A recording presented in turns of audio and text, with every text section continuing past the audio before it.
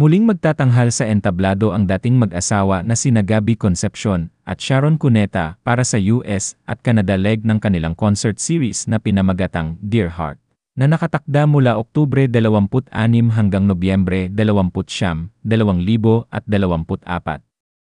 Ang muling pagtatambal ni Gabby at Sharon ay isang malaking regalo para sa kanilang mga loyal na tagahanga na patuloy na sumusuporta sa kanila mula noon hanggang ngayon.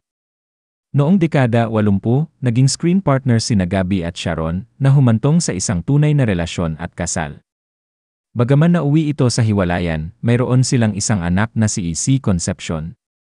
Ang tambalan nila noong kanilang kasikatan ay isa sa pinakapinapanood at minamahal ng masa, kaya't ang kanilang muling pagsasama sa entablado ay inaasahang magbibigay ng kasiyahan at nostalgia sa marami.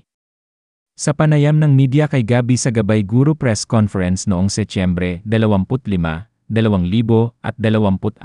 tinanong siya tungkol sa kanyang pakiramdam sa muling pagsasama sa entablado kasama ang dating asawa. Tuwirang sagot ng aktor, yes naman, kasi it brings back good memories. Ayon pa kay Gabby, it brings back happy moments together not only with her, but with fans and everybody who supported us through the years. Sa kanilang muling pagtatanghal, asahan ng mga tagahanga ang pagbabalik ng magagandang alaala, mga awit na nagbibigay inspirasyon, at ang kakaibang chemistry na nagpakilig sa kanila noong dekada 80. Ang mga concert na ito ay hindi lamang tungkol sa musika kundi isang pagbabalik-tanaw sa kwento ng pagmamahalan at pagkakaibigan ni Gabby at Sharon na patuloy na nagbibigay saya sa kanilang mga tagahanga kahit na lumipas na ang maraming taon.